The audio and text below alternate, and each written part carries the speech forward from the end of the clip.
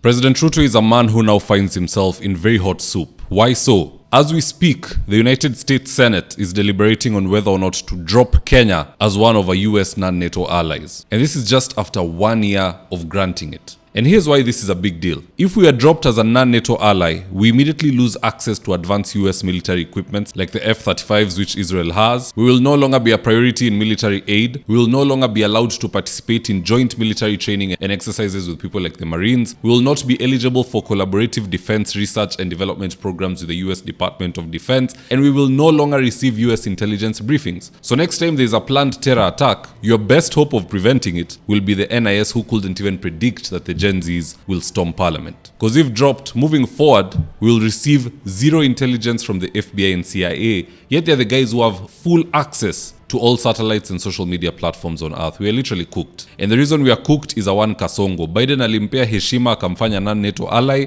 na yeye akatoka hapo na kuingia kwa kitanda na China. In fact, here are the images of Ruto sitting on Biden's seat in the Oval Office.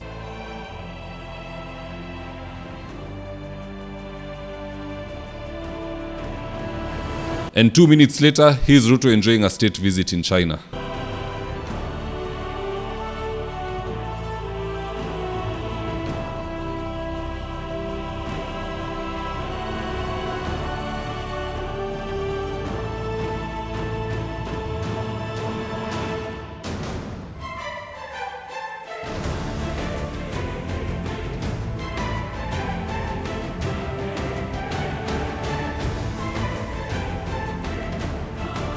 So in short, US iligongewa and they're not happy about it. In fact, this is what the US Senate Foreign Relationship Committee Chair, one Senator Rist, had to say about Kenya. In President Trump's first term, his administration engaged in talks with Kenya over a potential free trade agreement, a first for sub-Saharan Africa. And now Secretary Rubio and other senior officials have ramped up engagement and confronted threats from al-Shabaab and the Islamic State head-on.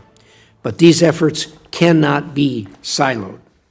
They must be part of a broad strategic effort to protect American interests in Africa while also protecting the U.S. taxpayer's pocketbook. Many African nations maintain troubling ties with China, including key national security partners. Just last month, President Ruto declared that Kenya, a major non-NATO ally, and China are co-architects of a new world order. That's not just alignment to China, it's allegiance. I submit for the record the text of that speech. I'm going to enter it in the record at the conclusion of the hearing that describes this. Relying on leaders who embrace Beijing so openly is an error. It's time to reassess our relationship with Kenya and others who forge tight bonds with China. And it isn't just an embracement of China, but also the, quote, new world order, end quote. Huyu jamani vizuri US imemgundua, so that now they can use their machinery kumtoa kwa kiti. Let us see if the Kasongo deep state can defeat the US, who have historically succeeded in toppling ungrateful governments kama hii ya Kenya Kwanza. And by the way, it's going to start with WikiLeaks. Let me just give you a heads up. Ahead of 2027, you're going to see a lot of audios and videos and documents which are going to embarrass a lot of the people in power just before we go and vote. That is the type of thing that the US can do to you, because the founder of Facebook is American, Mark Zuckerberg.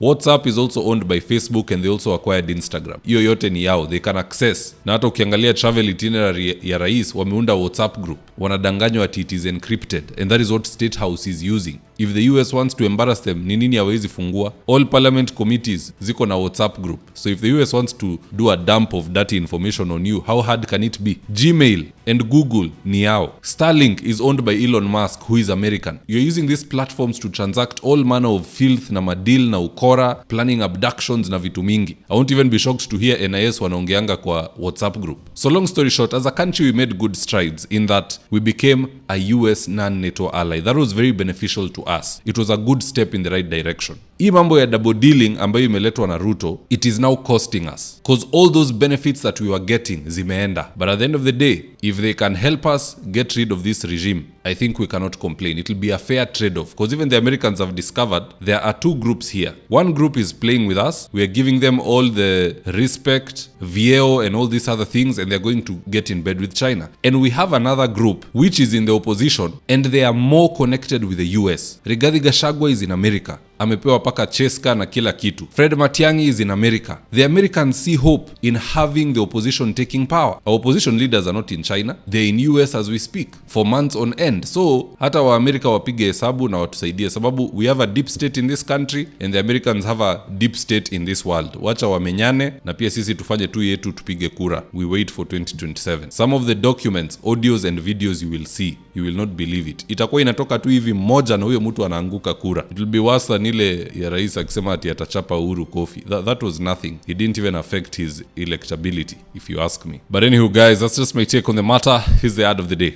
If you're in need of electrical wiring, solar installation or electrical fittings such as strip lights, snake lights, downlighters or chandeliers, contact Engineer Wycliffe at 0707 476602 and he'll get your house dapped up.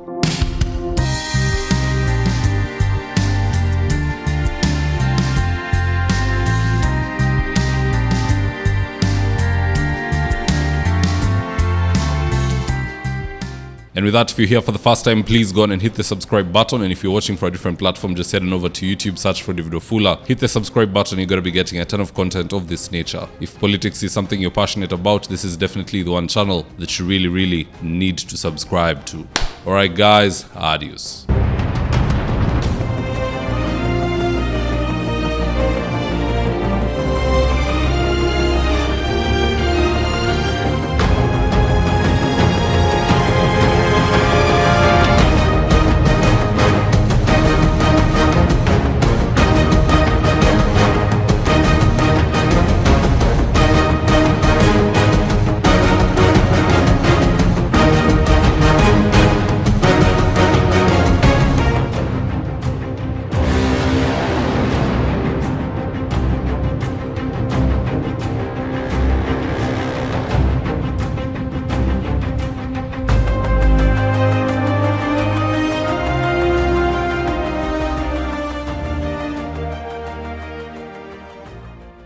Thank you for choosing David Wafula as your primary news platform. We put countless hours in research, recording, and editing. By showing up each and every day to watch our videos, you encourage us to generate more videos for the viewers. We are on a mission to inform, educate, and build a better tomorrow. To our thousands of followers in a world full of presidents, kings, and queens, you are the real gem. Adios.